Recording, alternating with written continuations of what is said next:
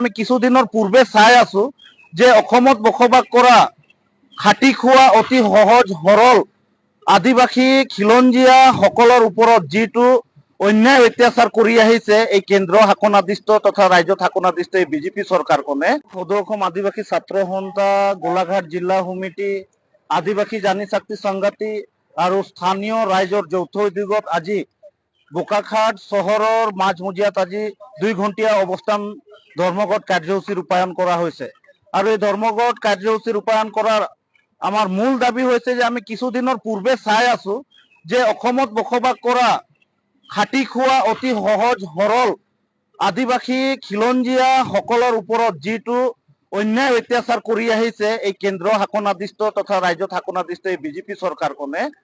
আজি যুগ যুগ ধৰি এই স্থানত যুগ যুগ ধৰি আদিবাসীসকলে আজি বসবাস কৰি খেতি কৰি সেই মাটিটোত বসবাস কৰি আহিছে কিন্তু অতি দুৰ্ভাগ্যজনকৰ বিষয় কিন্তু সেই মাটিটোকে আজি চৰকাৰে বলপূৰ্বকভাৱে বন্দুক দেখায় লাঠি দেখায় যদি এই মাটিটো কাঢ়ি লৈছে এইটো কাৰ্য কিন্তু সদৌ অসম আদিবাসী ছাত্ৰ সন্থা হৈ আমি তীব্ৰ গৰিহণা আৰু ধিক্কাৰ জনাইছো আৰু আমাৰ স্পষ্ট দাবী আছে আজি কিছুদিনৰ পূৰ্বে আমাৰ বাইদেউ গীতা গোৱালৰ লগতে 45টা পৰিয়ালৰ মাটি যি বলপূৰ্বকভাৱে কাঢ়ি লোৱাৰ এটা প্ৰচেষ্টা চলাই আছে চৰকাৰে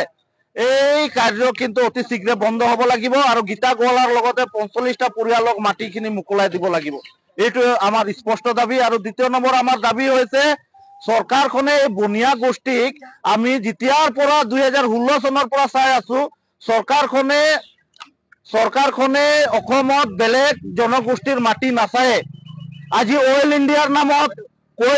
নামত এই ডাঙৰ ডাঙৰ কোম্পানীৰ নামত ক'ত এয়াৰপৰ্টৰ নামত যিকোনো নামত হলে তেওঁবিলাকৰ খালি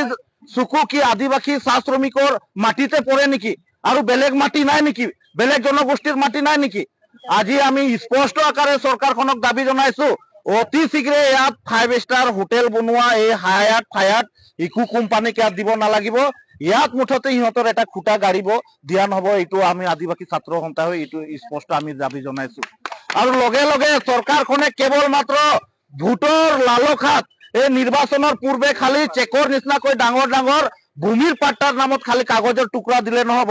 এতিয়ালৈকে সঁচা অৰ্থত যদি চৰকাৰখনে এই চাহ শ্ৰমিকসকলক ভূমিৰ পাট্টা দিছে তেতিয়াহ'লে আজিলৈকে কেইজন চাহ শ্ৰমিকক আজিলৈকে এই কাগজৰ লগে লগে মাটি জোকমাক কৰি উলিয়াই দিছে জানো উলিয়াই দিয়া নাই কেৱল মাত্ৰ ভোটৰ লালসাত এই আদিবাসী চাহ শ্ৰমিকৰ পৰা কেনেকৈ ভোট আদায় কৰিম তাৰ লালসাত কেৱল মাত্ৰ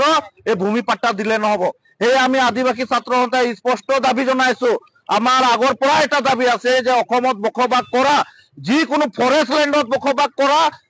লাগিলে গেজেং লেণ্ডত বসবাস কৰা এই আদিবাসী লোকসকলৰ মাটিৰ পাট্টা অতি শীঘ্ৰে দিব লাগিব কাৰণ 1886 চেপ্টাৰ 10 অনুযায়ী আমি আমাৰ মৌলিক অধিকাৰ বিচাৰিছো আমি কাৰোবাৰ বাপেকৰ পৈতৃক সম্পত্তি বিচৰা নাই 1886 চেপ্টাৰ 10 কি লিখা আছে যে অতি অসমত বসবাস কৰা এই ভাৰতত বসবাস কৰা ভূমিপুত্ৰ তথা খিলঞ্জীয়া মানুহক এই মাটিৰ পাট্টা দিব লাগিব কিন্তু আজিৰ তাৰিখলৈকে ইয়াত মাটিৰ পাট্টাৰ নামত ৰাজপথত ওলাই আহি আমি আজি আন্দোলন কৰিবলগীয়া হৈছে তাতোতকৈ আৰু দুখৰ কথা কি হ'ব পাৰে সেয়ে আমি সদৌ অসম আদিবাসী ছাত্ৰ সন্থাই স্পষ্ট আকাৰে আমি দাবী জনাইছো অতি শীঘ্ৰে আমাৰ দাবীবিলাক পূৰণ হ'ব লাগিব অন্যথা কিন্তু কেৱল এই আন্দোলন কেৱল মাত্ৰ বোকাখাটতে সীমিত হৈ নাযায় অহাকালিৰ পৰা সমগ্ৰ অসম জুৰি ইয়াক তীব্ৰ আন্দোলন গঢ়ি তোলা হ'ব